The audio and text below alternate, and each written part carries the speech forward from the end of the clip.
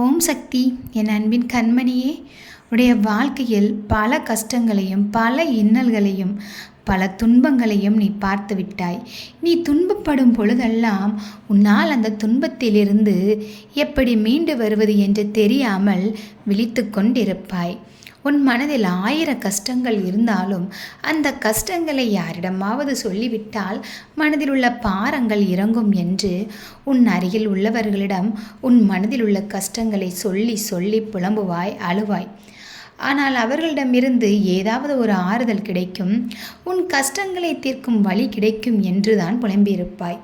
நீ அப்படி புலம்பும் பொழுது அவர்களிடமிருந்து ஆறுதல் கிடைத்திருக்காது. மீண்டும் உன்னை கஷ்டப்படுத்தும் விதமாகத்தான் அவர்கள் நடந்திருப்பார்கள். அதை பார்க்கும் பொழுது உன் மனம் இன்னும் அதிகமாக கவலையை மட்டும்தான் சந்திக்கும். எந்த பக்கம் திரும்பினாலும் துன்பமும், எந்த பக்கம் திரும்பினாலும் கண்ணீருமாக உன் வாழ்க்கையோ ஓடிவிட்டது. ஆனால் ஒன்று, பல கஷ்டங்களையும் பல துன்பங்களையும் பார்த்துவிட்டேன், பலரையும் பார்த்துவிட்டேன், போலியான மனிதர்களையும் என் வாழ்க்கையில் சந்தித்து விட்டேன். அவர்களை சந்திக்கும் பொழுதுதான் வாழ்க்கை எவ்வளவு கடினமானது, மனிதர்கள் எவ்வளவு போலியாக இருக்கிறார்கள் என்றும் தெரிந்து கொண்டேன். அதனால் யாரிடமும் நம் கஷ்டங்களை சொன்னால் நம் கஷ்டங்கள் தீராது என்பதையும் உணர்ந்து கொண்டேன். கஷ்டங்களிலிருந்து வெளிவருவதற்கு வழிகளை நானே கஷ்டப்பட்டு தெரிந்து கொண்டேன். யாரிடமாவது புலம்பினால் நம் கஷ்டங்கள் தீர்ந்துவிடும் என்ற எண்ணம் என் மனதிலிருந்து நீங்கியது. என் அம்மா உங்களிடம் வந்து என் கஷ்டங்களை சொல்லும் பொழுது என் கஷ்டங்கள் தீர்வதற்கு ஏதாவது ஒரு வழி நிச்சயமாக எனக்கு கிடைத்தது. அதனால் பல இன்னல்களையும் பல துன்பங்களையும் நான் கடந்து விட்டேன்.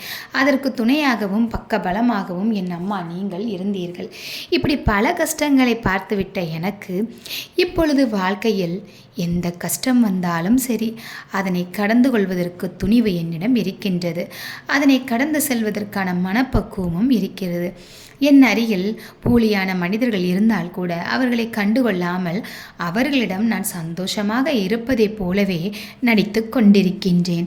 அதுதான் சிறந்தது. மேலும் அவர்களிடம் போய் என் கஷ்டங்களை சொல்லி என் மனதில் மீண்டும் மீண்டும் துன்பத்தை நான் வைத்துக்கொள்ள விரும்பவில்லை அம்மா. அதனால் இன்று என் வாழ்க்கையில் தெளிவு பிறந்துவிட்டது. பல நாள் கஷ்டப்பட்டாலும் அந்த கஷ்டத்திலிருந்து நீங்குவதற்கான வழியை கொடுக்க என் அம்மா நீங்கள் இருக்கும் பொழுது எதை நினைத்தும் நான் கவலைப்பட வேண்டிய அவசியம் இல்லை என்று தெரிந்து கொண்டேன் அம்மா என்று நீ என்னிடம் வந்து சொல்கிறாய். தங்கமே, கண்டிப்பாக உனக்கு பக்கபலமாக நான் இருப்பேன். இதுவரை உன் வாழ்க்கையில் எண்ணற்ற கவலைகள் வந்திருக்கலாம். ஏராளமான போலியான உறவுகளை நீ பார்த்திருக்கலாம். போலியான உறவுகளை கண்டு கண்டு உன் மனமும் நொந்திருக்கலாம். உன் முகத்தில் புன்னகை இல்லாமல் போயிருக்கலாம். உன் கண்களில் கண்ணீர் மட்டுமே வந்து கொண்டிருக்கலாம். ஆனால் இனி வரும் வாழ்க்கையில் உனக்கு பெரிய மாற்றம் ஏற்பட போகின்றது. அந்த மாற்றம் எப்படி என்றால், நீ நினைக்கும் அளவிற்கு சந்தோஷத்தை கொடுக்கும் வாழ்க்கையாக அமையப் போகின்றது. நீ இதுவரை எப்படியெல்லாம் ஒரு உறவு வேண்டும் என்று எதிர்பார்த்தாயோ அப்படி ஒரு உறவு உன் அருகில் வரப்போகிறது. இதுவரை உன்னை நினைத்து கவலைப்படுவதற்கு ஒரு உறவு இல்லாமல் இருந்திருக்கலாம். மற்றவர்களுக்காக நீ ஓடி ஓடி உழைத்திருப்பாய், மற்றவர்களுக்காக நீ கவலைப்பட்டிருப்பாய். ஆனால் உன்னை பற்றி கவலைப்படுவதற்கோ உனக்கு ஒன்று என்றால் துடிப்பதற்கோ ஒரு இதயம் இருந்திருக்காது. ஆனால் இனி வரும் உறவு உனக்கு ஒன்று என்றால் அதை தாங்கிக் கொள்ள முடியாத உறவாக வரும். உன்னை பார்த்து பார்த்து உனக்கு சந்தோஷத்தை மட்டுமே கொடுக்கக்கூடிய உறவாக வரப்போகிறது. அதனால் இனி வரும் வாழ்க்கை உனக்கு சந்தோஷமாக இருக்கப் போகிறது. ஒளிமயமான வாழ்க்கை காத்திருக்கிறது தங்கமே. இதுவரை நீ பொறுமையாக காத்திருந்தாய் அல்லவா? பல கஷ்டங்களையும் தனியாக இருந்து போராடினாய் அல்லவா? இனிமேல் உனக்கு கஷ்டமே வரப்போவதில்லை. அப்படி கஷ்டம் வந்தாலும் உன்னுடன் போராடுவதற்கு ஒரு உறவு தயாராக இருக்கிறது. கவலைப்படாதே, வாழ்க்கை மாறப்போகின்றது. நீ நினைத்த வாழ்க்கையும் கிடைக்கப் போகின்றது. நல்லதே நடக்கும் என் பிள்ளையே.